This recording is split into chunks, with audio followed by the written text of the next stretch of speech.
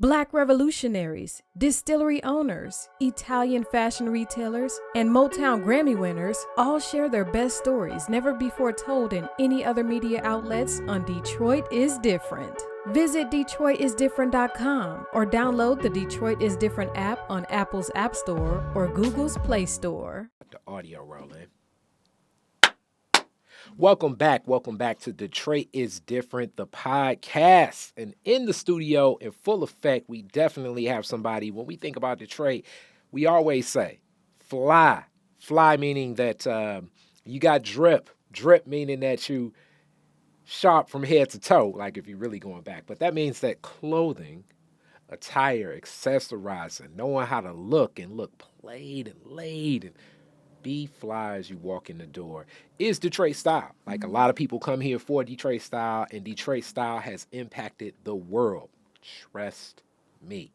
And when it comes to style, when it comes to knowing how to do it best, this is somebody that's doing it the best for the world, the nation, but definitely putting it on for Detroit. Latrice Macon, how are you? I'm doing good. How are you? Okay, very well, very well. See, you're already coming in with the sauce, as they say. I like it. I like it. I like it. So, with that being said, fashion, accessorizing, knowing what fits, knowing how to accent everything. Like even with what you rocking now, it's like you have always been in that mix and flow and looking at things and accenting things. Very cool. So I want to get into that, but like classic Detroit is Different stories start. They start with your origin story. It's like you're a Marvel superhero. Yo people, Detroit. How did y'all get to Detroit? Man, so I'm my daddy's Mexican. Mm-hmm. My mother is black. Uh-huh. Okay. So that story they made up, this girl who's black and Latina. So I look more black though than Latina, so I'm not to get it twisted. But I've been in Detroit basically my whole life. Mm-hmm. I came from Detroit and moved to Southfield, Michigan. I went to Southfield Latham High School and graduated from there. But I knew I wanted to do fashion at a really young age, at the age of 6, and I've been in fashion ever since then. All right, so you got to get more with Detroit is Different. You got to go deeper. Yo, peoples, when did they come about to Detroit? How far back did the roots of your family tree connect to here? Okay, so my mother is from Mississippi. Whereabouts? Oh, I can't even tell you. I can't even tell you the name. Okay. But it's somewhere, I can't even tell you. I don't even want to get to making up the story, but she's from Mississippi. My daddy is from Detroit. Okay. His father is from Mexico. Whereabouts in Mexico? I can't even tell you. I can't even tell you. I'm gonna have to take that one of those little tests and get all the samples get all of the roots. Yeah. But, so your dad was already here in the D. He came. My grandfather was in the Army, so he served and met my grandmother. Okay. Yeah. So they met through military connections. Military connections. Yes. So it's a lot of that. I got that in my mother's side of my family too. My grandfather met my grandmother through the military as well. So, and that's how Latrice came about. All right. So military men and people, it already comes with like a little bit of discipline. What was it like? What was your father into? What was your mother into? What do you remember as a kid growing up? Ooh, I had a typical father. He was an engineer. But everybody's dad was an alcoholic too, so my dad was drinking a lot. But let me just be real though. Even though he drank a lot, he was the realest man ever. He made sure that his daughters and his son was in excellent condition. And he, that's how I'm gonna say people who was in the 80s and the 70s, got rid of their traumas through alcohol. So it was a lot of that alcoholism back in the 80s and the 70s. So I appreciate my dad right now because he's no longer that. He became this guy I love. He's like my best friend. I'm a daddy's girl. So anything I rely on my dad. He got the story and the resources for me. Okay, and your mom, what was your mom into? What do you remember coming up? Where was she at? What was the flow? So my mom, let me tell you about my grandma. Let me go back to my grandmother. So both of my grandmothers were in fashion. I had one that was a seamstress. She was a fashion designer. My other grandmother, which is my mother's grandmother, she was a model. So she modeled for my other grandmother. Okay, time out. All right. right. You know, I was just about to ask that question. Yes. Okay, you said seamstress, and Yes. let's get into that. What was the type of styles? What was she making? What was she designing? Oh man, my grandmother, she was like trying to mimic more like Chanel. So she had that Chanel vibe. She taught me like, when you step out the house, you always be elegant. You never know who's gonna see you. You never walk out the house with a rollers and nothing in you like that in your hair. You go out looking sophisticated because you never know when's your last day. So you always go out classy. All right, so you say like a Chanel look. So were Yeah. people coming to her like, hey, I need a prom dress? Were people like, yo, I got a job interview and I need to nail this? What was like the flow? Yeah, so she was all straight suits. She was suiting. She done a lot of dresses, but she focused more on the suitings because she was really good at that. So suiting, she taught me how to sew. My first sewing machine came from her. My grandma was that deal when it came to like putting the new designs and everything out there. I'm just so sad that she never really got the chance to shine in that department, but she made sure that I knew how to have my craft and fashion, how to do the sewing part first before I even knew the business part. Wow. Okay, and then the other grandma modeling. Yes. Modeling, how did she get into it? Was it like the classic guy walking down the street like, you're amazing. Yeah. You're a model. You know what I'm saying? And let me say this. Some of that is game for real, Yeah, but it it's is. a possibility. It's a possibility it could be real. Yeah, so my grandmother, my mother's mother, she was a model. She modeled for like JCPenney's. I think it was Hudson's back in the day. Okay. Hudson's downtown Detroit, and she was major because she had the height, she had the beauty, she was everything everyone needed in that fashion industry. She did runway shows and everything. So that's when my fashion modeling came in place. So the modeling part came from her, and the fashion styling and the designing and the behind the scenes came from my other grandmother. All right. So, and then also black woman as a model in a store. So I don't know if people know this, but Hudson's, which was purchased through Macy's, Right. like when we were growing. But Hudson's, as we know, Jail Hudson Drive in Northland, and also the Hudson site that's being redeveloped right now, was a huge department store in Detroit. Like it was very, very prestigious. Like so many things. Like I even remember Hudson's in Northland Yeah. and that experience. But even before, and before my time, your grandmother modeling there, being a black woman, was that commonplace? Was that very, like, did she even speak to like, hey, it was like me and maybe like 4 or 5 other sisters? Because it's not like it's enough black women in modeling yet, but definitely back then, what was the flow? So it was different back then. So, back in her days, 50s, 40s, and all that, it was very hard for our Black Americans to get into modeling because of our skin tone, our skin color. They really wanted to focus on Black Americans. I shouldn't even say Black Americans. They wanted to focus on if you had that exotic type of look. And the exotic look could be like if you full African or you got to have some type of mixture about you. And my grandmother was needed that. She looked like the Black American girl next door, but she had something about her that people catered to her, and they loved her. And they loved her height, and they loved how she walked down the runway. So she had all the experience to do it, but she never really made it so big into the fashion modeling industry because of that. Yeah, and I was wondering that, and even doing that, and it's still having the grace to find that space to model in other places, like being at Hudson's, knowing that like I have committed to this craft, I've learned this whole thing, and I can do this, but I'm gonna take where this, I'm gonna take advantage of the opportunity that's before me, and know that I'm gonna forge a path through granddaughter Exactly. of more can exist. Yeah.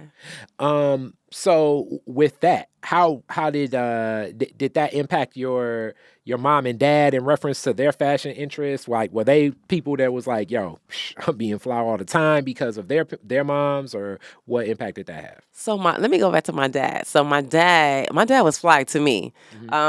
He had the height. He looked like a Black model. But he was very artistic and very creative. What I mean is he was drawing cars, he was drawing women, he would draw fashion and everything. So that's what my creative side, another thing, came from him too. So seeing my dad have all this art, he still have it to this day in the basement. All this art that he done for different people.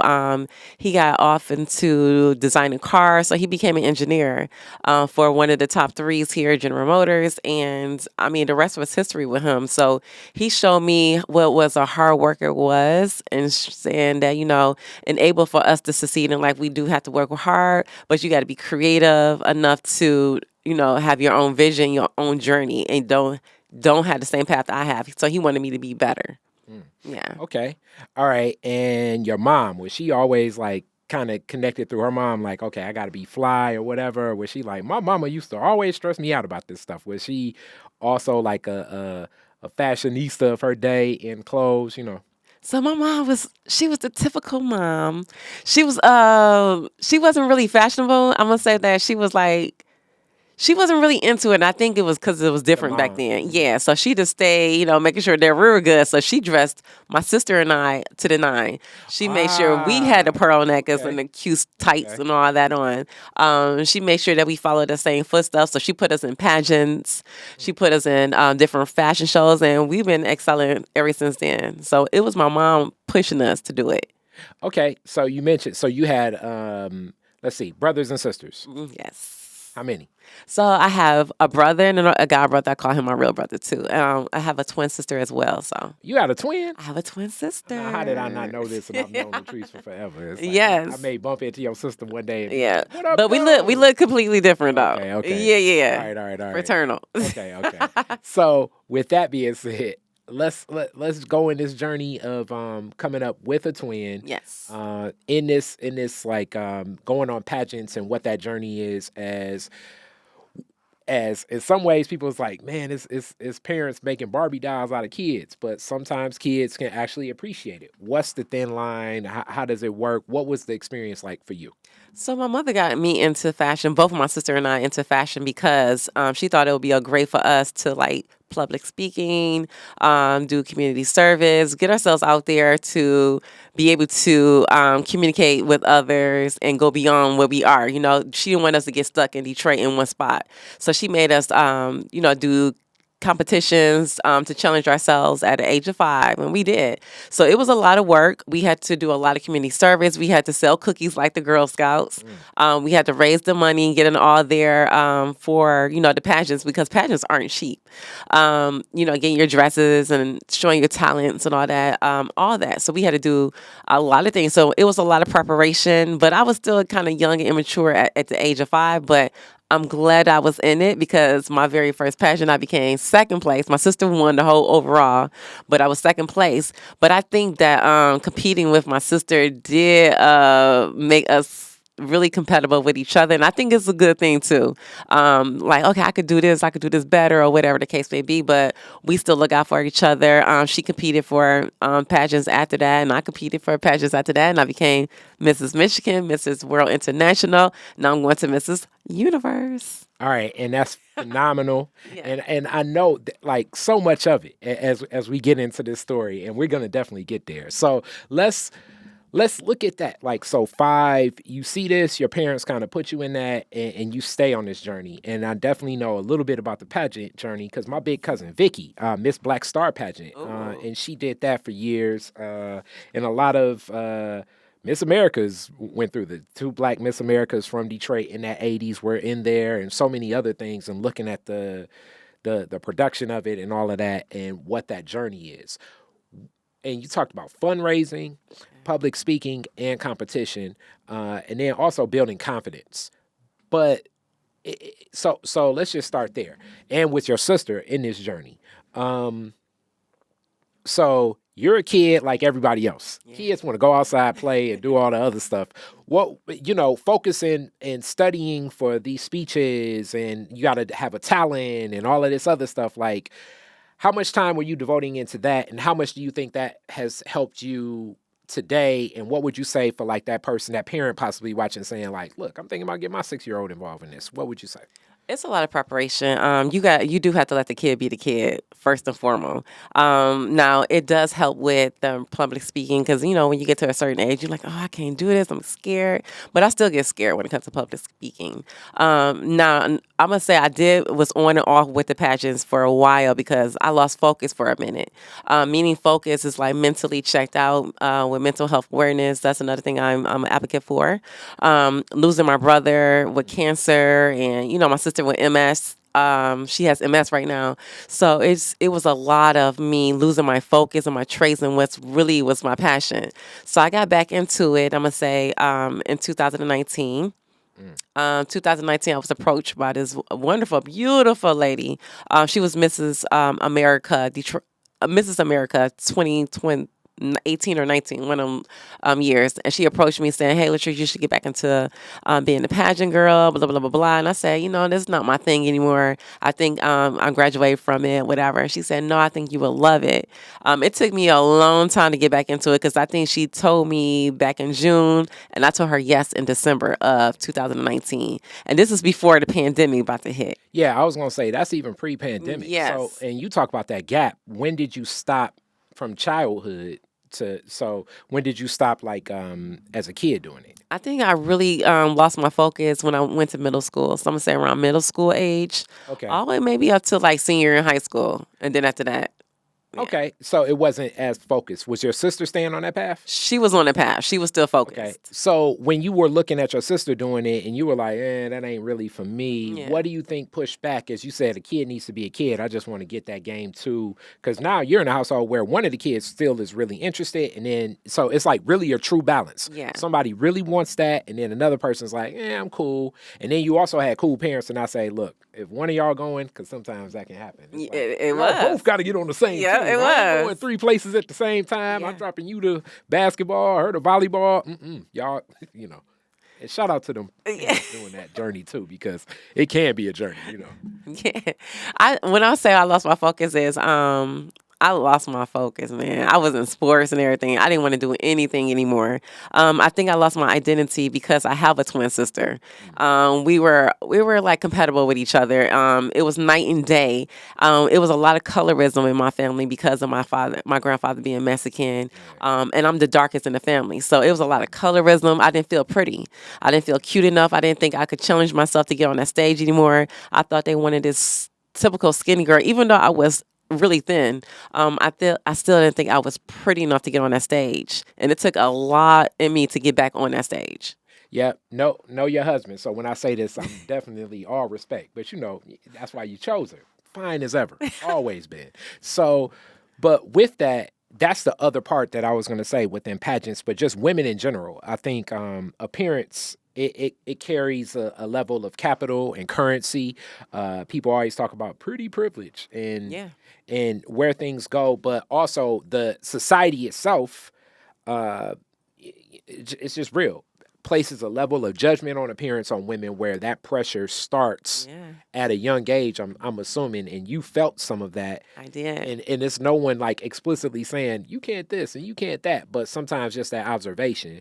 And also just the images that we have on television, a documentary a couple years ago, what's that Dark Girls documentary. Yeah, that's real. The skin tone and colorism, Color Girl, I think. Maybe Color Girl. I forgot the name of it. But that's real.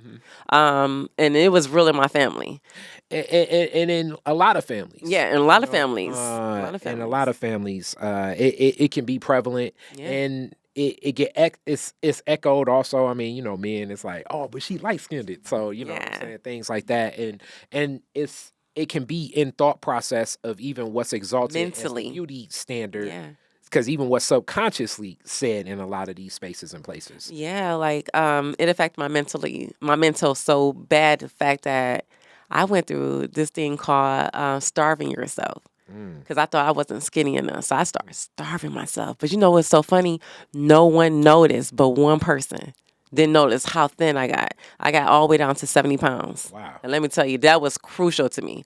But no one noticed. They just like, oh, Latrice is skinny. She always been skinny. But the one person who noticed was the person I wanted not to notice. But she would always say, Latrice look a little thin. Maybe you should go upstairs and see, if she's going to throw the food up or something like that. She was the only one. And I was like, dang, no one else paid attention. So the colorism in the family, no one else paying attention. I didn't think that I was important. And I'm not going to lie. I didn't think I was important. I didn't think anything. I didn't care how successful I was in my career. I felt unimportant. Just like you, that's why there's a lot of black women are committing suicide when it comes to like pageantry and all that. It's really big. Yeah, I Yeah. know the woman that just won a Yeah, couple years USA. back. And the letter I read the letter she wrote before. What do they call that? Because now it's like even suicide, like everything is Yeah. being reconditioned. They call it deading yourself, or like Yeah. what is it? I forgot the name of Unaliving it. yourself. or Yeah, something unaliving like that. yourself, but it was her thank you letter to herself. Yeah, and Yeah, it and was her so deep. fans. And reading it Yeah. because, from the outside in, you're looking at the other posts, and then we got social media nowadays, and it's Yeah. like, okay, you're getting on extra and all of the other stuff, and it's like, damn. But you this still is- feel incomplete, and you only feel incomplete because this is how your loved ones are treating you. So if you feel like you giving yourself to the whole world, right? You've done everything possible, but you feel like you haven't done enough. That's where I was. I feel like, oh my gosh, I done everything, but I feel like I'm not enough with my family, and my family was very important to me. So if they didn't, acknowledge me, I was like, whatever. But let me tell you, the person who saved me was my child. Wow. Yeah. That's deep. Yeah. Now, okay. So now we there. We're deep into layers of even growth and growing and age. So as time goes on, and then also I think that generation so like the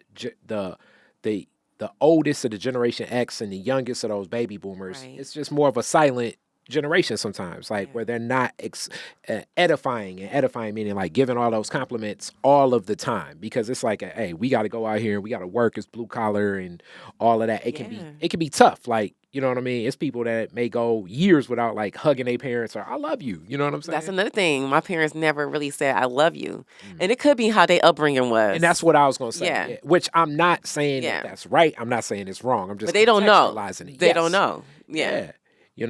And it means it only means more, just like in a real relationship. Like if you one of them people like, I'm not gotta hear saying it. I love you until I know I love you. So then you holding on for 5 years, and then you find out something bad happens to a person. It's like, damn, I love you. And it's like, oh, you finally said it. You know what I'm saying? So it's in that same space of comfort, affection, and what could be, and how things were, and you seeking that and wanting that, because this is, we're sociable, we're humans, so we need that connection of uplifting. So in this journey, high school, you mentioned Lathrop, so I want to talk a little bit about that culture. So at one point in time, Southfield had 2 high schools. Oh, it is. Southfield High. Yes. And you also had Lathrop. And Lathrop Village is inside Southfield, and Lord knows that used to be as big of a rivalry as It was. Cooley and Redford, Yes. or King and Cass, and recently Southfield won the state football championship,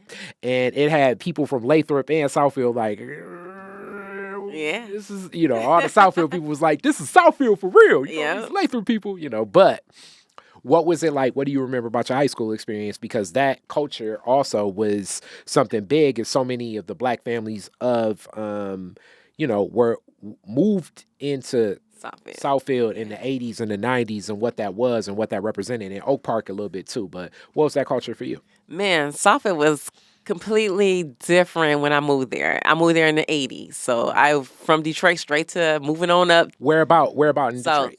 Detroit, 7 Mile Evergreen. Okay. Y'all just kind of like moved out. We moved on up. So, and then, a lot of people, they get mad when you move on up, but we moved on up. 13 Mile Evergreen, around the area. I went to Leonard Really Elementary. did move down the street. Right.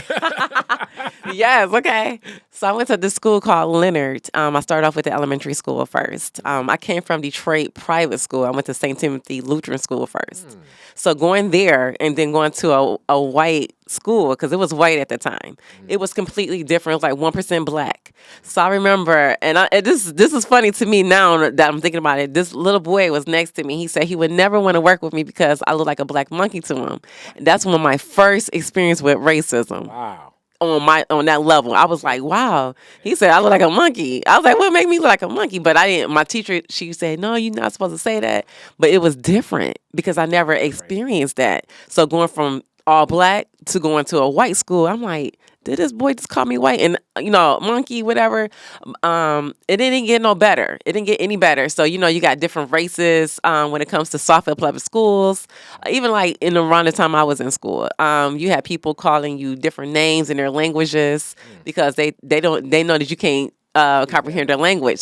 So they'll call you the N-word in their different languages and stuff. And it was awful, but I love the diversity of Southfield, right? But then Southfield started to rotate a little bit and it became an all-black city. So I heard this one guy made this comment like, I'm moving out of Southfield because there's nothing but black people here. And that was real. That was real when they moved out of Southfield and became black. But at the end of the day, who cares? We took over and we made it where it was like Southfield Lathrop, Southfield High, the rich kids school, they called it. Then they called it Southfield High, the city school. It was all fun and games. But overall, it was fun. I learned a lot. I challenged myself in these experiences. And even in the pageant industry, it's the same thing. You experience racism when it comes to the pageant world because it wasn't a lot of black girls winning. But when that 2019 came around, that's when a lot of black girls started winning. You start hearing about more black girls winning the pageants. We didn't have to do much. We didn't have to go and get this $10,000, training. We just walked in there and was in our authentic self and winning. So, all right. It definitely, you laid it in as far as that. But now let's talk a little bit about just like Southfield and the community. What was the neighborhood like? What did you think about that area? What were your friends still from the area, or did you still just travel back and forth to Detroit? Was it more school friends? What was your network? So I traveled back and forth. I would always stay, with my St. Timothy Lutheran School, Foes, the private school. A lot of those kids right now, they are very successful. They moved on, became large in their community. Yeah. But Southfield, when I moved to Southfield, 13 Mile Evergreen, like I said, I thought every house was a mansion. I was like, oh, this is it. We moved on up, right? But it was a lot of difference because at first you could just go across the street and play with the kids, but in Southfield around that time it was hard to go across the street and play with those kids because the kids' parents didn't want you over their house because we were black. And I'm not gonna tell you the race, but it was those races that was in that community at that time didn't want us to play with their kids because of our color. Or they say you too hood, or you too ghetto, or you talk with a slang because you're from Detroit. So they didn't think that we were good enough to play with their kids, and we always friends at school. So we couldn't be friends outside of school. That's very deep, and I like that you're sharing this story because things like this are the things you have to consider. Like I'm big in it's opportunity costs. Yeah. If you stay in the hood, it's going to be certain things you're going to deal with. But moving out the hood, it's not like you're not going to deal with. You're going to deal with some whole other things. So you got to develop what tolerance you have because that can be, depending upon what type of kid you are, that can be traumatic, lifelong. Oh, it was traumatic. Yeah, very traumatic. And but also depending upon like, hey, you don't go past this fire hydrant because they sell a dope over there. It could be traumatic as well. That's how it was in the city, right? And then it's you know what I'm saying? Like you got to know who your kid is, how to have that bond and that relationship, and unpack and talk about those things. Yeah. So if that's the neighborhood and you staying connected to this group, and you talked about you said St. Timothy, and it's funny, I just had an interview not too long ago speaking about the role of parochial schools or Catholic schools that had so much black influence really from the 60s on up in Detroit. So like really like the late 60s on up, because as Detroit changed over, the parish and the school stays where it's at, connected to the church and everything. And it is a lot of tracks of students that have attended parochial schools now that, like, when we look at it, the black folks I know, like a lot of the judges, managers, hedge fund leaders and things like that, things and traits of jobs we qualify as the most successful people in that space. And I say we, meaning society itself. I'm not saying that just because you're a judge, you're successful. I'm not saying that. I'm just saying society itself does that. But you're provided more options just due to sometimes the networks associated with, like even a lot of students that go to Mercy and things like that. Like it's a different it's a different network. It is. But you got to learn how to adjust to your surroundings. You have to learn how to adjust. Like that's one thing I learned. I had to learn how to communicate with blacks. I had to learn how to communicate with whites. I already knew how to communicate with my blacks, right? But I was too suburban for the blacks and I was too hood for the whites. So it's like you had to kind of find your mean in between. And that's what my daughter's experiencing, right? Because she goes to a school far out. And she experiencing like the other girls thinks that she's too black or she's not like them, or they say her hair is different. I'm like, of course our hair is gonna be different. We're not the same race. Or when she's in a black school, she goes to a lot of dance classes. So when she's in her dance classes at a black dance girl school, they'll say, "Girl, you talk like a white girl," and she don't know which way to go. So she's experienced the same thing, and it's like you gotta kind of eliminate that generational curse type of thing that she's going through. So all I could do is bring her back to the dance schools, because that's the only way she's going to really learn around and being around her people. So she in different organizations, helping the community, staying involved in our community as well, because she got to remember where she came from. I don't want her to ever forget or ever have these girls tell her that she's not good enough or whatever, or experience anything I have been through. So I make sure she gets all that energy from different places where she know how to adapt to her surroundings as well. All right, so now let's drive as we talk about that growth and everything. After high school, where do you end up? I went to Wayne State University. How'd you like Wayne State? And then what era of Wayne State?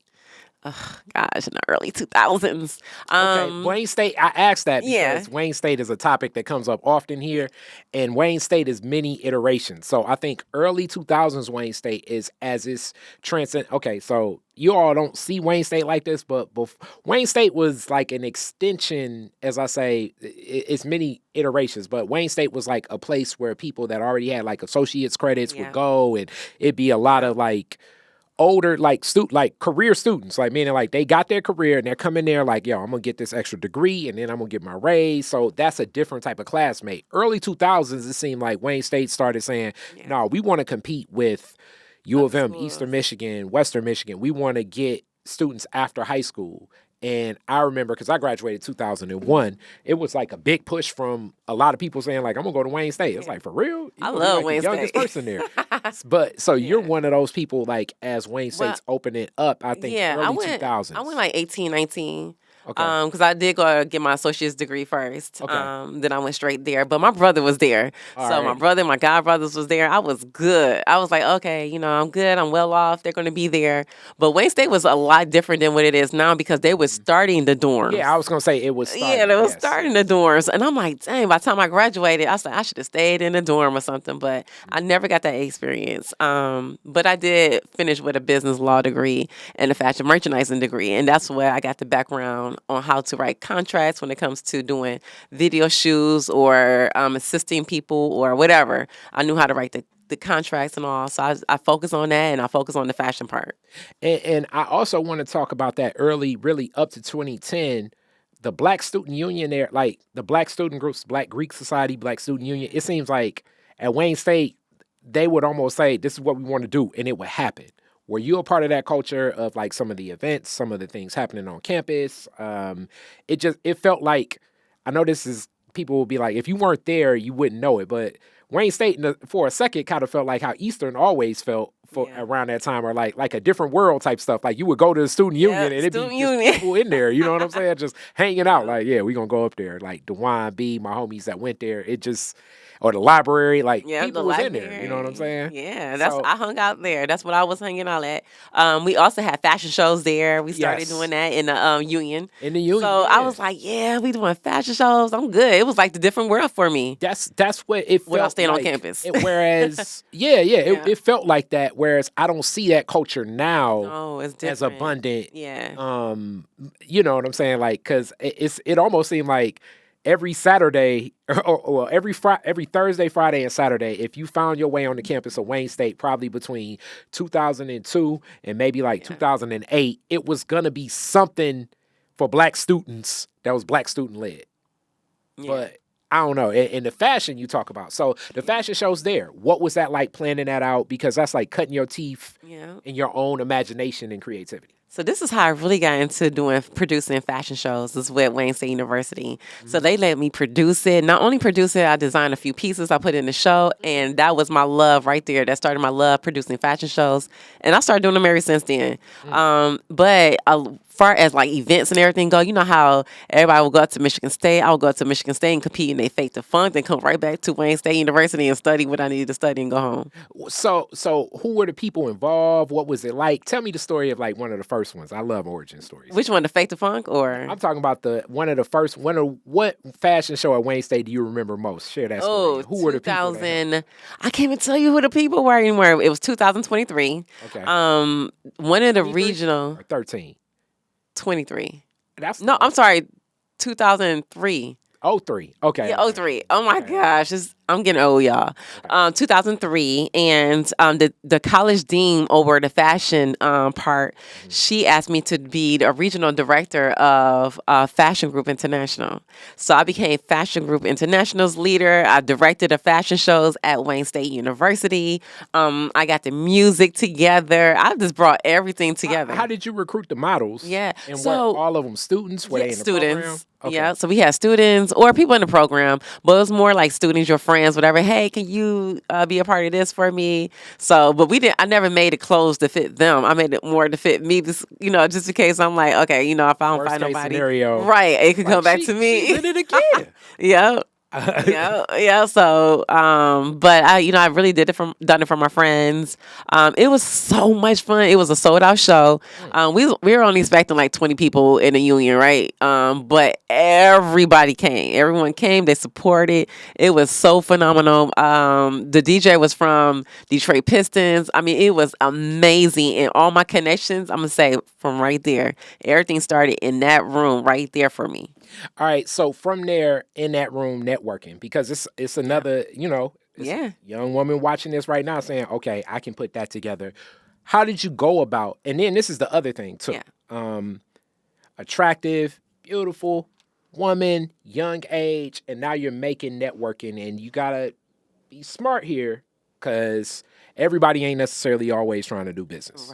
Right. Or the way they do business ain't how you do business. Exactly. How did you manage this network knowing that, okay, bigger opportunities will come and just because a person's here? How did you go about navigating from this big success? Ooh, so let me tell you, after the fashion show, whatever, I did some fashion shows for Michigan State as well. So I'm going to correspond both of those together. I will go out there and participate in their fashion shows. And I met with a couple of people from Columbia Records, whatever. I met with UNV. If you guys don't know who they are, please look them up. I'm not that old. I started designing for them, and they asked me to style a few of their videos. So what I done first, I was background dancer, and a background model for their video, and then the stylist did not show up, so I became the stylist for the video, and I met Eminem, Royce 5'9", and I've been in the fashion industry ever since then. So then I wanted to produce my second fashion show, which was 2024. I produced my second one. It was a major fundraiser. Okay, so 04. Yeah. Oh, I'm sorry, 04. So you guys, sorry with these years. 2004. I did a fundraiser. I had the football Detroit Lions come. Who was the fundraiser? What organization? So it was the Styling Closet. It was my company. Okay. That I started. Called the Styling Closet. It was Fashions Off the Runway before it was the Styling Closet. Fashions Off the Runway. It was myself and this girl named Nicole. We did this huge fashion show. We had all the people from Michigan State, Wayne State, University of Michigan come in the fashion industry, come in to help us with this fashion show, and they did. And then I'm like, Where did you do it? So we did it at this restaurant in Southfield, Michigan. It's right there. It was right there next to Southfield Lathrop High School. I forgot the name of it because it was so long ago. Okay. But it closed. But anyway, so it was right next to Southfield Lathrop High School. If you guys know where that little bagel place is on the corner right there, it was right next to that little area. I know exactly. Yes. So it was in that restaurant. It closed maybe a year or two later, but we put it in there. We did it in there. But let me tell y'all, producing my first fashion show and not getting the education behind it, even though I did Wayne State, this was crazy. We lost, I didn't like to say I lost $2,300. I think we broke even because we had to pay for everyone's food So we really didn't raise the money. We had to pay for the food, and that cost us $2,300 right there. So we broke even though we didn't raise. So I just told everyone all their designs. Can we just donate one piece out of everyone's designs and donate to the young girls, the Girl Scouts of America? We did. We had people there, setting up and buying their cookies. So we still kind of made their money. They made their money. We just kind of broke even on ours. So this is where like the business starts coming together. Yes. Like knowing how to negotiate because it is a restaurant, how you get access to it, what the owner's going to do, the traffic. Here's the classic one because we love doing stuff at restaurants. Yep. The restaurant owner is looking at it like, okay, I love these people. Back in here. then. If these people aren't eating and drinking. Yes. As far as I'm concerned, this is just This your liability bill. holding over my head. 'Cause, Yes. these people just in here like, oh, I ate before I came here. And Yeah. it's like, that's 700 people in here and they ain't bought nothing from us. Yeah. So working out that balance, and you're thrust into this. How did you deal with? All right, how do I make this monetization? How do I work and engineer this model? Where was your mindset? It wasn't. I had no experience, no education, no nothing behind this. I just knew how to do it from Wayne State University. Yeah. So I'm going in this. This is why I got that degree in business law and fashion merchandising, because without that degree, oh my gosh. But I had to get the education behind it because I went in there blindsided. I'm young. I'm this young girl trying to produce this fashion show. And they say, the contract, this is the contract. So we didn't think we was coming out any money. We didn't know we were coming out any money, right? Soon as the fashion show was over and that last person left, they gave us a bill of $2,300. I'm looking like, who's paying for this? Mm-hmm. We didn't have no money. So the money that we raised for the event, we just gave it right back to them. We gave it right back. It's not like we really lost. We broke even, but it was a lesson learned for me. This lesson was, girl, take your time when you're producing or when you're looking at contracts. Take your time when you're looking at contracts. Make sure you read it over. And it's not just you reading this contract over. You got to really read that fine lines when it comes to contracts because it's always a little something detailed where they're leaving off and they're not just, negotiating with you and telling you and you be stuck with this major bill. So that's where we were. So in that, like I say, that same discernment, knowing who to do business with. Where are you moving forward and from there after that event, what was your state of mind? What were you doing next? So next one, I say, I'm going to do another fashion show. This is what I met my husband. So I met this guy at this business event. This other guy I went to high school with named Jason Appling introduced me to, I'm going to keep saying his name. He introduced me to my husband to this day. And before he was my husband, he's like, hey, I would love to do an event with you. I think I heard about you from such and such. And I think you'll do great in producing a fashion show. I'm like, yes. Let me know what we need to do. He said, you don't have to worry about anything. You just coordinate it. We're going to pay you for it. I said, bet. Maybe I need to stick with that, right? Hilarious. Stick with that concept because when you doing the business plus you producing it, it's too much. And you got to know how to delegate and push it off to everybody else because it's too much, right? So I was like, bet, if I don't have to do all this, let's do the fashion show. It was the best fashion show in 2006. Where was it at? Okay, so it was at this new restaurant downtown. I don't know if it was the Woodward. Maybe it was the Woodward or something at the Book Cadillac. It was one of those two. I can't remember the name. I'm so checked out when it comes to the names. But it was huge. And we call it the 12 Deadly Sins for the New Year's Eve event. And I didn't really have to worry about bringing the crowd because they already sold about 5,000 tickets. So the crowd was there. All I had to bring was the models and the entertainment, and it killed it. We killed it. I saw the money come in, and that's when I learned how to delegate myself out of doing everything together because I thought you had to do everything together. I had to remove myself from doing the business and producing. So I said, you know what? I'm going to stick with the business part. Mm-hmm. That's my thing. I'm going to do background. I'm going to do wardrobe styling, all that stuff in the background. So I don't have to do all the stuff on scene, whatever. I'd rather do it in the back because that's when people make money. So I started doing behind the scenes with the wardrobe styling, producing behind the scenes, working with Fox 2 News, doing the style file, Somerset Collections, doing all their fashion shows. And I've been doing it ever since then because I had to know how to remove myself from different areas. So now that's I'm doing working with Somerset Collections. It's opening all the stores for like Yves Saint Laurent, Marc Jacobs, and I'm loving it. It's so much fun. I'm glad I experienced what was the business behind everything, reading contracts and all. So All right, and we definitely can't skip over the meeting of your husband and Yeah. and that connection. What was that like? I know that that was a good experience of like, okay, everything went swimmingly. When did it turn to like, what you doing on Saturday? You know what I'm saying? Yeah, that's what it was. So I wasn't interested in him. And Mhm. I told him this day, I was not interested in him. And 1 second, let me say this. I know Yes. her husband. Her husband needs to come on here soon too. So I always love like when we could get the wife story and then the husband story of how Yeah. things go because I already know he gonna be like, oh man, Had her, yeah, right. exactly. No, I was completely not interested. I was dating someone else coming out of a relationship, and then I met him. And I'm like, okay, this could be a great business deal. That's how I looked at it. 4 months go down the road, and I finally called him. I said, hey, you remember me? Jason introduced me to you. Blah blah blah. He's like, yeah, let's get together. That one night, that's all it took, y'all. One freaking night, and we've been together ever since then. Mhm. Yeah, because I think when we met, it was like Yeah. before that Yeah. because I was like, man, I know her, I know him, and I'm gonna just say it now. Darnell Macon, and D Macon, he is. It's rare to meet somebody, and you guys are both in worlds where it's like, and I guess me through Busy. marketing, Yeah. where it's like you think to yourself like, all right, you got to watch these people, Yeah. but he may be one of the most solid. It's like it's almost hard to put together, and it's sad. It's like this, but he could be one of the most solid promoters that I've ever met in my life. Like whenever he says something, fat meat, it's greasy.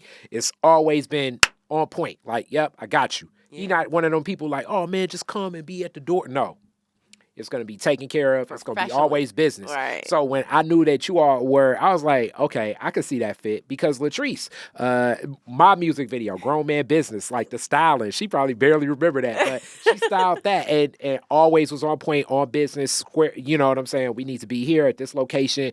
Like seeing everything out, like I was like blown away just with the organization from both, like very, very professional every step of the way. Nothing was ham fat and no offense to a lot of my fashion people and my promotion people or marketing people, but it's a lot of people that do business in those worlds where it's a Yeah. lot from the gut and it's not a lot of stuff on paper, not a lot of contracts, a lot of I feel it and let's go over here. Always detail oriented. So that's what I thought. I was like, I learned that those are from two him. detail oriented people. Yes, I But you learned are that. already pretty detail oriented. Now Yeah. he's to another level. But Yes. so in learning that system and then that connection also, because two entrepreneurs, how did that relationship build? Because both y'all are like, I got to work on my stuff. He got to work on his Yeah. stuff. And then also, so let's just talk about that. And Two corporate lives on entrepreneurs. top of it. Yeah. So not only are we entrepreneurs, we got our corporate life. Mhm. So he's working with this big company. I'm not gonna say the name, but he working with this big company and making major money. But then he's like, I'm gonna do this on the side because this is my hustle and this is what I love to do. And I respect that. Respect your hustle.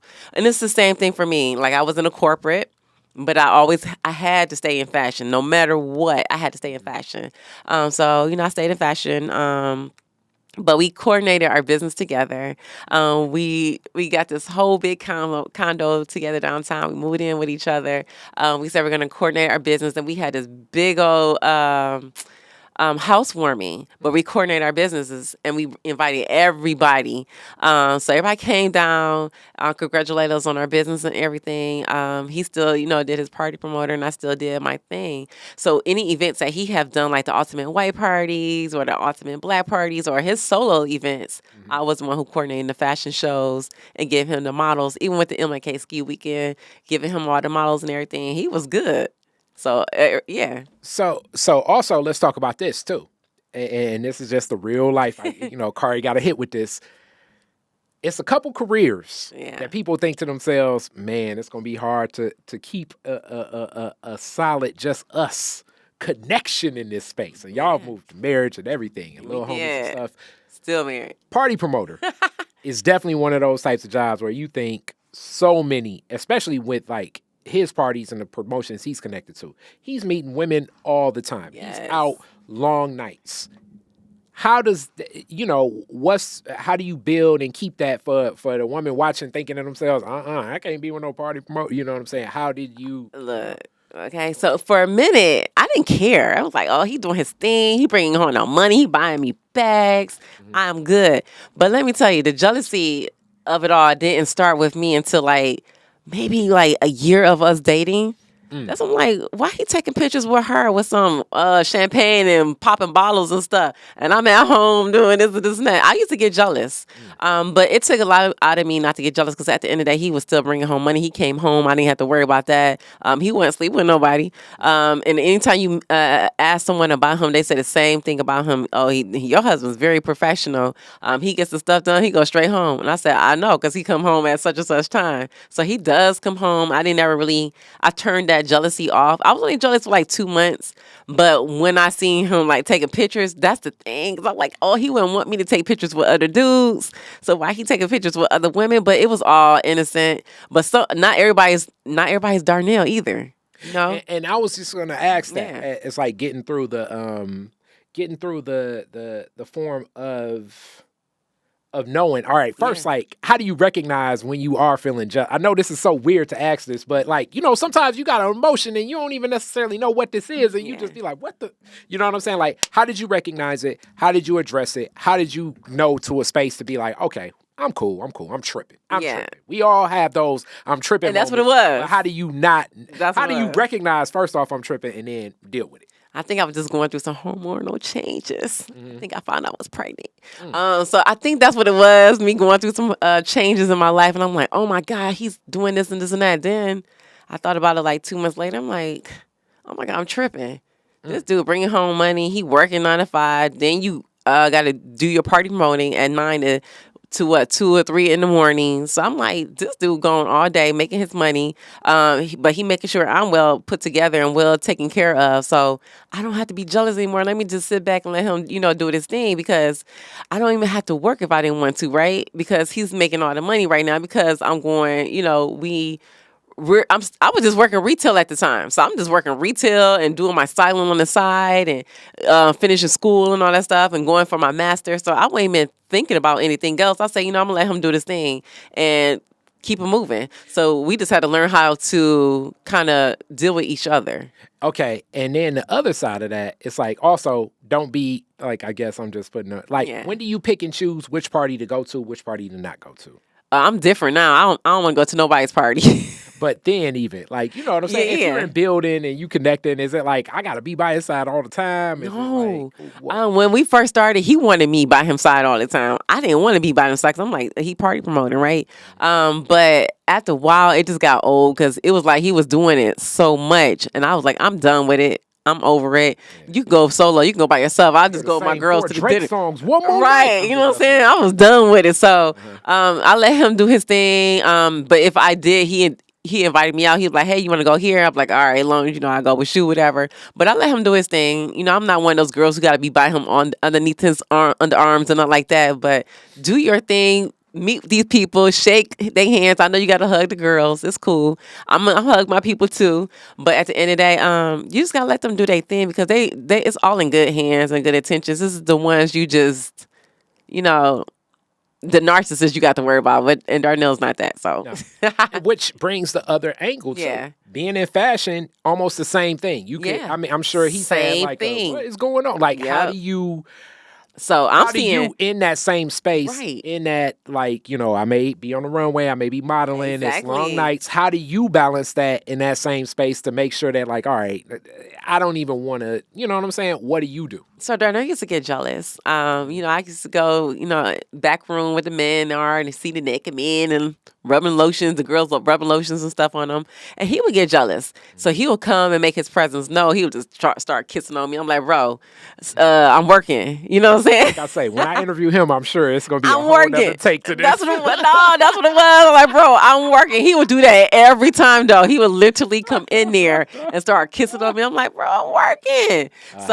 But he got to the point where he had to allow me to do my thing too. So yeah. All right, so within that, now we're on that path where let's get to 2019. Let's get it. You're staying there, you're in this, and now you're getting back to the pageant world. I did. You're approached by her. It took 6 months to respond, and you connect, and you're like, all right, let me do it again. You mentioned pregnancy, daughter, beautiful daughter. What do you think? You said that may have played somewhat of a role in building definitely the courage and that confidence back up. Yeah. What was it that made you say, all right, I'm doing it this time? Uh, it was a lot of thinking, a lot of praying. What made me decide to do it? Because I'm like, you know what, Latrice, let's just do it. You're not gonna lose anything. And if you win, hey, let's go along with the ride, right? So my very first pageant was a Mrs. America. So I did an American pageant back in 2000. It was 2020, so it's in 2019 when she approached me in December. So I competed in March 2022. I became the 4th runner up, and I'm like, oh, I could do this again, right? I'm about to do this again. So I waited till next year and I became 2nd place. I was like, oh my God, one more year, I could win this all. So the 3rd year, which was 2022, I won everything. Wow. Won the whole entire thing. So I'm like, dang, what's next? What's next?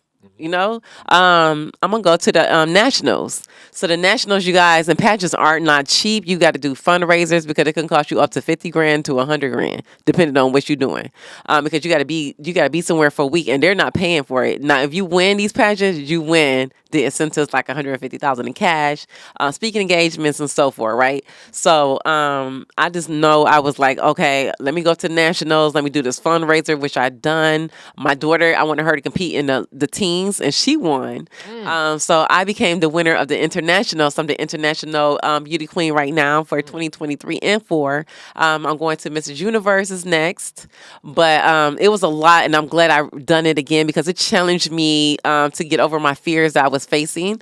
It challenged me to tell people like, I don't care what your opinions are because I know what I want. And the people who said I couldn't do it, I did it anyway and I won. So it just challenged me to do something totally different out my norm, what I'm afraid of. I was afraid of the whole colorism and how people was going to react to me, but I'm glad I done it. And I'm glad I put my daughter in it as well. That's deep. So okay. The other thing in isms that exists is ageism too. Yeah. You know what I'm saying? Like when I think of Completely. pageants, I think Young. 18, 19, 20, 21. Yeah, but it's a difference in the different titles. So you got the Miss, the MISS. You got the Mrs., the girls who are married, the MRS. And then you got the divorcees, the MS. And then you got the young preteens and all the way down, right? So for the Mrs., which is, the Miss, it started from 17 all the way up to 27. So then now you got the Mrs., which is my age group. It started from 27 all the way up to the age of 43. And then you got the divorcees, and that start from, I'm going to say 30-something, because that's when people start losing husbands, really. All the way up into America. widowers, 22. divorce, right. All the way up to like 65, whatever. But these 65-year-olds' bodies, and they look way better than some of these 20-year-olds. Killing it. So you could be any age. And then they got the elites. So the elites are 50 and plus. Wow. Yeah, so it's different age groups, like the Miss USA's for the young girls. Then you got the Mrs. Americas for the age group, my age group. Then you got the United States, and it's so many different organizations and pageants now. It's like you can compete in anything and win it, really. But by the time I was doing it, it was only like a few. Okay, and this is also interesting because I didn't even know all the layers and dynamics of it. So on this journey, as I often have in these discussions, is stakeholders too. Yeah, stakeholders. And the stakeholders that I talk about, usually it starts with family, friends, the other people around you. As you start this path, what's the response from everybody? How do you even present it that like, yo, this is what I'm about to do? Yeah, and that's what it was, right? I had to introduce it on Facebook because I'm like, who's going to take me seriously, right? I told my family, that was the first one I told them, hey, y'all, I'm going to compete in this pageant. They was like, oh, okay. That's how it was. My husband and my daughter was like, oh, my God, congratulations. Everybody else was like, oh, are you think you too old? I'm like, I was 38 at the time.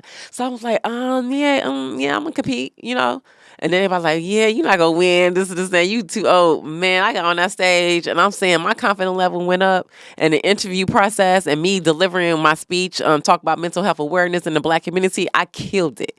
I went on that stage with the most confidence I ever had in my life. We had to wear a 2-piece bikini in Japanese size. I went on there and put that mug on, got in the gym for 7 weeks and got on that stage and killed it.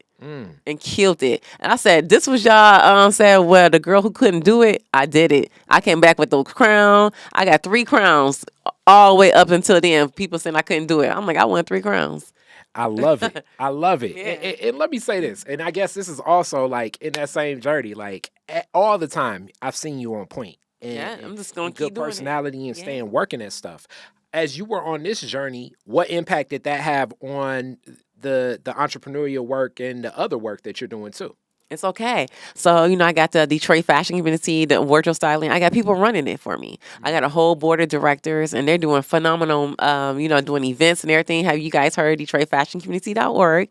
And I'm the founder of the organization. So I brought that here where we got people running it, doing an amazing job. All I have to do is come in here and say my speech and shake hands with everybody and making sure everyone's doing great. Everyone's doing a phenomenal job. We got talented people on the team. Even when it comes to styling, I'm still doing that on the side. But my love right now, because at this age of my life, I love doing speaking engagements, talking about the fashion industry, talk about mental health awareness in the Black community, and talk about my journey on how I got here. All right. So with that, as we come to a close, let's talk about mental health in the Black community. Yeah. What connected you to this cause, and what do you pull out of heightening the awareness from? Yeah, so I had a lot of trauma in my childhood. Like I said, I was facing childhood colorism, bullying, and looking at my father too. But then I lost my brother, September cancer, back in 2008. I lost him, and that was very impactful for my life. Like I fell asleep on the road, and the person who woke me up with this older guy, I don't even know who he is today, but Fox 2 News and 7 and Detroit Free Press wrote a documentary on me and talking about the whole story on how this girl got saved by this guy. We never knew who he was to this day. So he was the guy who saved me because I was mentally checked out. I didn't care no more. Like I said, I was going through so much. I didn't care because I thought the world would be better without me. And it's not saying I was suicidal or anything. I was just mentally checked out. Mentally checked out, like I exhausted my time. I exhausted my who I was. Like I was falling asleep places. I was that exhausted.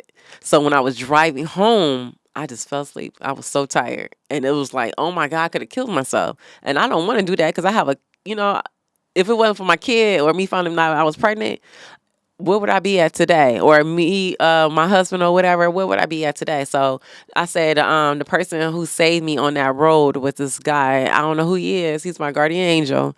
But he was honking his horn. I remember he bumping my car that pulled me over out the ditch. So he was bumping my car. And then, they rushed me to the hospital because they was like, why is she falling asleep? And that's when I found out my brother passed away. It's that same day I fell asleep on the road. It was the same day. Wasn't, you didn't even know. I didn't even know. I was exhausted. The connection. Yeah, the connection and everything. Because I remember him that last few days of him being there and what he said to me. And I was like, you know what? I'm going to go to work. I went to work knowing that I was exhausted. I went to work and my boss at the time, she was like, you need to go home. I think she got the call before I did. She didn't want to tell me. She said, you go ahead and go home. So I'm driving home. And I'm like, man, I am so sleepy. I haven't slept in like a week. I don't even know. But I remember closing my eyes. I don't even know what happened. You know how you just close your eyes and fall in deep sleep? I don't even know what happened. I just know that he was tapping on my car and trying to help me run down the window, whatever, and wake up, wake up, wake up. And he bumped me, and that saved me from going into a ditch on the 75 freeway going south to Detroit. So from that event, and the exhaustion and things like piling up, like this may not Everything. be the greatest analogy, but I often think of as something that exists in my family, and I think a lot of families. Alzheimer's is present in my family, so some caretaking for someone with Alzheimer's now, but also struggles with anxiety and depression. And it's a relationship between them because it just most recently, I'm giving this long runway because this may be impactful for somebody else. And I actually wanted to speak to this, and I'm probably still going to speak to this, but I'll just speak to it now. So if you have a family history of Alzheimer's, it could be present, and there are things that they can do for testing, but it also is one of the, it's a condition that right now it can only really be slowed down. Yeah. With that being said about a condition that can only be slowed down, it's something of the brain. The brain is like a computer, the mind is like the software on in the brain. Like Yeah. if we can think of this in an analogy standpoint. This family member has struggled with anxiety and depression for decades. If you have this condition in your computer, meaning your brain, of Alzheimer's, and you also have anxiety and depression, the question I was always having when we were meeting with the doctor was like, hey, because I know it's dealing with serotonin and all these mental receptors and brain connections. So would this medicine for memory loss impact the medicine for anxiety and depression? And the doctor said no, but if you're struggling with those two and you also have a problem with this, it's going to stir up even more as the loss of memory is going to leave. The things that you will remember and be more prevalent will be those things that stick to you more. Yeah. So if you're struggling with anxiety and depression and you have Alzheimer's already, those bags that you've been throwing and dumping in your mind and kind of trying to walk away from, forget, I don't need to think about that. I don't need to think about that. And then you get a little older. Yeah. Hopefully you don't have to deal with the Alzheimer's and depression. Alzheimer's or dementia, which is a form of Alzheimer's that I think is more prevalent. It will only become worse. So hence, dealing with and working through all of the mental, profanity, all the mental shit you're going through, you got to do it. And I'm not saying just because you may deal with that later, but in reality, it still can manifest even at a younger age, because even for you, like you're interacting, you're just throwing the bags up, but it's still cluttered. And at that point, you reach the point of exhaustion where it's like, you're going to deal with this no matter what. I got to deal with it. And I think it's better for people to talk and communicate it out, because when you hold things in, that's when it becomes a problem. That's why you have like Wendy Williams, right? She bottled all that stuff in, but her life was like dwelling in front of the whole United States where they could see it. She's a celebrity, right? And then she went to drinking and bad eating habits and all that. So it clogged up her memories, making her, lose her memory, whatever. So all she knows is that her husband did her wrong and he took her money. That's all she knows. And you spoke to something, that I haven't watched that documentary yet, but I'm sure like when I saw that, because that illness is prevalent in my family, the Oscar-nominated movie, American Fiction. I don't know if people have seen it. And he has his mother struggling with Alzheimer's. And it can be like that too. It's tough, but you're right. It's there because it's the relationship. So when you talk about like you hit that wall, I'm guessing you hit that wall because all of this that you weren't speaking or feeling heard, it's like, it's going to be heard now. Yeah, it's going to be heard now. I'm glad I talked about it. I wrote documentaries on it. And I had to understand that it was a trauma. It's a trauma that I experienced, and I had to talk about it. That's why I love sharing my story, writing a book about it, everything, because I think that people don't want to, in the Black community, we don't want to talk about trauma. We got a lot of trauma in the Black community, and it goes all the way back to slavery days, right? But we got to be able to talk about our trauma and what we're going through, because we just like, we don't know where to go. And that's the thing.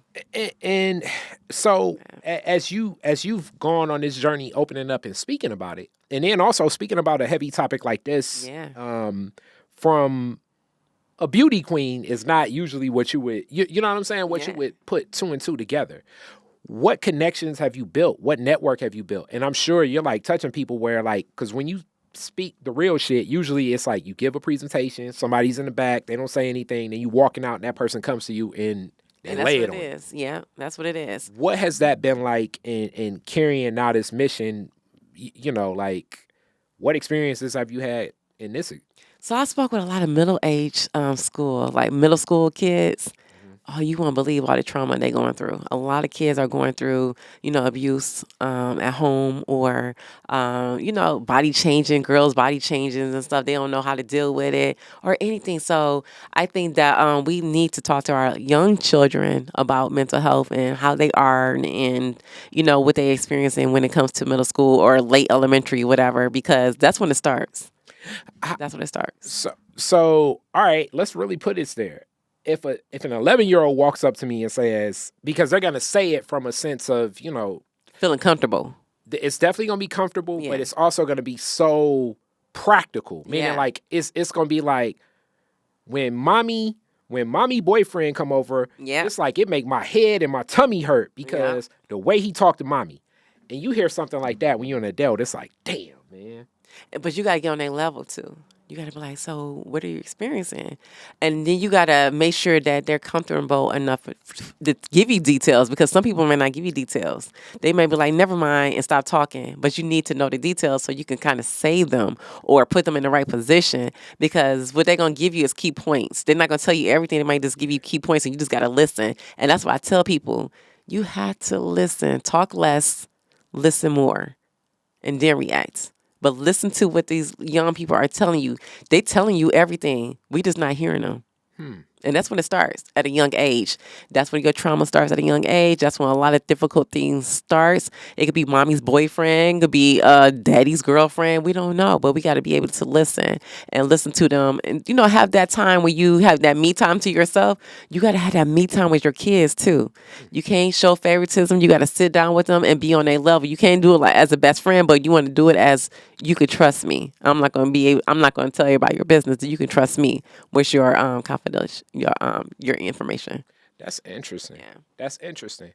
So on this journey, and also speaking to this, and writing to this, also documenting this, what do you see next, and what progressions have you seen with some of the connections you've made? Man, I've seen a lot of connections. I got invited to Good Morning America to talk about the mental health awareness in the Black community. I made so many connections, even talking to a lot of Detroit public schools, even talking to my old school, South Lathrop High School. Well, it's not called South Lathrop High School anymore. Something Academy.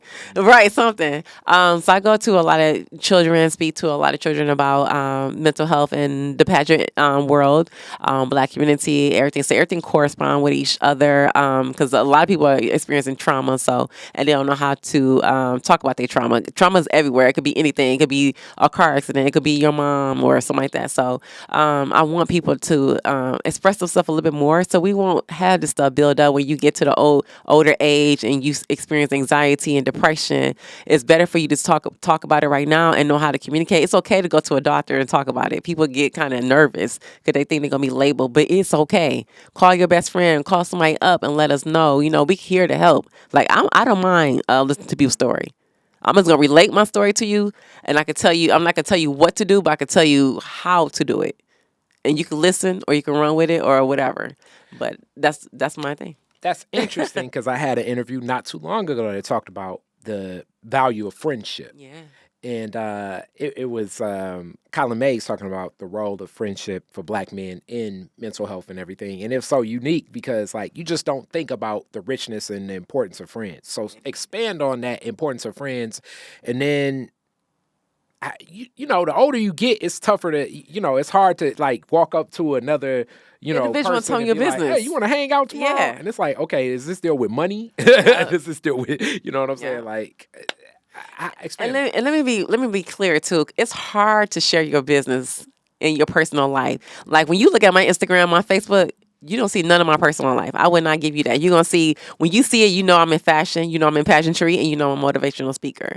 So that's what I'm going to leave it at. I don't need you to tell me anything else about my life. I really don't care about nobody else's opinion. But here's the thing. You got to be careful who you tell your information to, too. Even though it's your best friend, because that best friend, everybody got snakes around them. Everybody got snakes, and it's the ones who bite, right?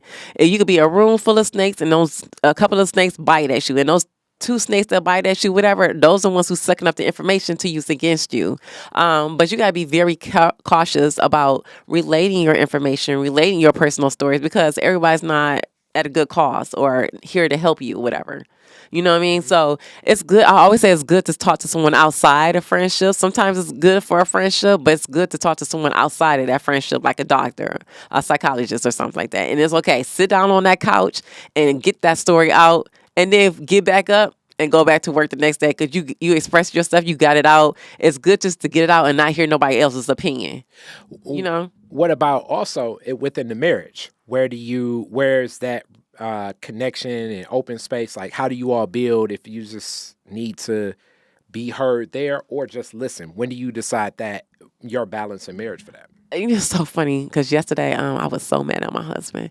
I told him, y'all, okay, hear me go cussing, right? I said, get the fuck up and clean. He will tell you the story too. Hilarious. And I think I get to the point where I tell him, what I like. He knows we've been together since, I was early 20s, but he knows what I like. But I think he does stuff to make me mad. He did a certain thing to make me mad, and I think that the way get the marriages, couples to talk, whatever, y'all just sit down and talk, have a drink together. If it's coffee, tea, or wine, sit down for like an hour or two. And make sure it's not something that where you nagging, and just sit down with that couple like, yo, let's talk.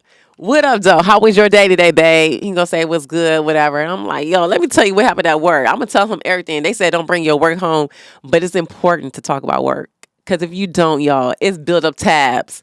Some people can't go to sleep at night because they still thinking about what they did at work. You gotta close those tabs. When you done closing those tabs, all right, we done. We talked about it. I'm going to bed. I feel good. So that's interesting because people always say communication is key. Communication is key. But you're saying that you engage in it just like, look, sometimes it needs to be longer. It needs to be. Kids upstairs. Because I was gonna say, kids get involved, business get involved. COVID really revealed that. I think it was people that was married for like 15 years. It's like, how am I married to you? Like, I don't even know you because you may wake up at this time. They work a different shift than you. Y'all almost just like passing in the night, and now it's like, you do that? You watch this on TV? So you're saying you all just create that space and place where you can sit down and really connect. I give him his space. He gives me my space. But when we need to talk, we were like, yo, I just go in there. I'm like, he already know. Yo, babe, let me tell you about my day today. He be like, all right, hold on. He gets ready and he listens. He'll tell me about his day related. And we'll sit there and talk for a whole hour and a half go by. And I'm like, all right, I think we're good. I think we're good. We can move on, blah, blah, blah. He'll tell me his point of view at the end of it. And that's it. Even when he having a bad day, he's like, girl, let me tell you about this international meeting I had. It was so stressful, blah, blah, blah. And I'm like, what happened? And he'll tell me all about it. But you guys gotta be able to have in a marriage, you gotta have an open mind, a clear mind. It's almost like meditation, right? You gotta know when to meditate. Meditate before you get some people stay in the car for hours. So meditate in your car for an hour. Just sit there, put on some music, run on the windows, whatever. Just marinate for a second. Then get out the car, be like, hey, babe, how was your day for a second? Make sure the dinner and all that stuff. Y'all doing it together. Make it fun. But that talk, everybody need to have a 1 hour conversation with their spouse. For a day, because you don't see that person all day. Y'all working all day. Y'all taking care of kids. You need 1 hour with your spouse, or if it's date night. But date night, I don't want to talk about problems. I want to get it out right then and there, and that's it. Move on.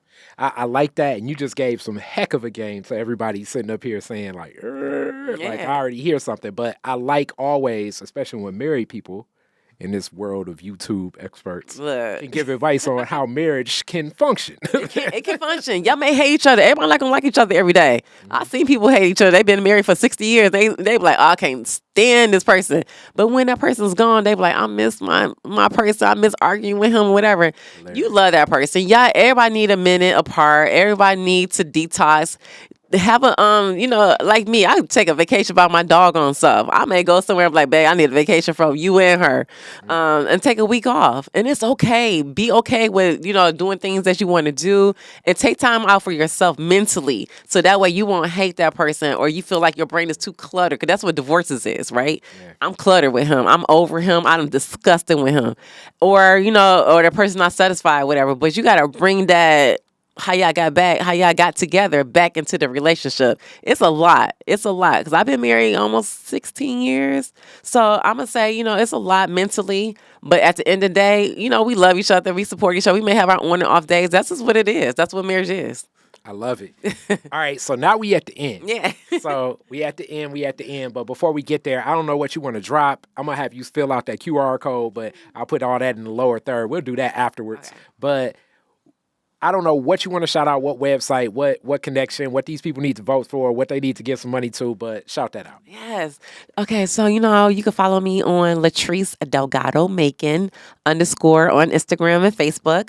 You can also follow Detroit Fashion Community. It's my nonprofit organization, as well as the Styling Closet. But if you want to get involved with the fashion industry, I am that person, the resource for you, and I give you all the information. Join us at DetroitFashionCommunity.org. And I will be competing for Mrs. Universe in June. So I don't have any links or anything yet because they don't do anything to gear us up to it. Mm-hmm. So once that happens, I will send it to you. And it's going to be on Detroit is Different. It'll be on Detroit is Different, all right? And you definitely going to vote for me and some of the other people. We're going to gather around this because the more stages you can touch, I think the better for all of us in the D. Yes. So, classic one. Very first car, year, make, and model, and year you got it. Ooh, I had a 2000 Mystique Ford. It was black. It was sweet as hell. My daddy gave me my first car. And you said what year, model? Mm-hmm. Yeah, so year it was 2000, and I thought that was the sweetest car ever. Was it 2000? Yep. Oh, 2000. You got a new car? Okay. I got a brand new car. If you went to Southfield Lake 3, if you know. I had a brand new spanking car. Okay. Making the grades, play the sports. I play basketball. People underestimate me. I did play basketball and softball, and that was my thing. So it's funny that I'm into fashion world, right? Mm-hmm. But them tomboys, when they grow up, y'all love them. So she was like a loving basketball fan. I was. I still am a basketball fan too. So y'all Pistons players, y'all better hurry it up. But I love my Lions. I was talking about the movie Loving Basketball. Oh yeah, I was that. I was that. Did you like the movie? I love that movie. I love that movie. Like, we're gonna play for your heart. Okay. If you from my era, you gotta love that movie. You gotta love that movie. Gotta love that movie. Love it's it. Lathan. All right. Now, on to the next question. You're the DJ at the fireworks. Woodward and Jefferson, you get to play 3 songs. What songs you playing? Oh, shoot. Of course, the Beyonce song, I think I'm falling in love. Okay. Everything Beyonce. Okay, so that's one. Yeah. Love on Top. Ah, okay. You gonna have to I love that. You got the romance, the party, and what else? Dang, I forgot the name of the song my water broke to. Because I was dancing, you guys, okay, at 8.5 months, and my water broke to this Beyonce song. I cannot remember. I think it's one. She says 1 + 1 = 2. That song, I don't know the title. Okay. Yeah, it's that one. Google it. Yeah, Google that one. The Beehive is going to be in effect at your firework. Look, I love the Beehive. All right, and last one. You could rename Woodward after one Detroiter. Who would it be and why? Oh, one Detroiter? I don't know. Me, Latrice Delgado-Macon. There we go. Okay, there we go. Within fashion, we know what it is. It definitely connects, and even within fashion, it connects. You run deep. You got grandparent roots in fashion. Okay, grandparents. I love it. Latrice, this was amazing. Thank you so much. We're going to keep following, and we definitely going to vote coming up soon. I'm guessing that's going to be summertime, right? Yes, June, the end of June in New York. Okay, end of June, New York. So that means at the Collard Green Cook-Off preliminary round, June 15th. It's going down. We're going to be in effect, and we're going to be voting. Thank you so much. Peace. Detroit is Different is where you get information, artistry, history, music, and even comedy. Detroit is Different, a home for the culture of Detroit. Visit online at DetroitisDifferent.com today.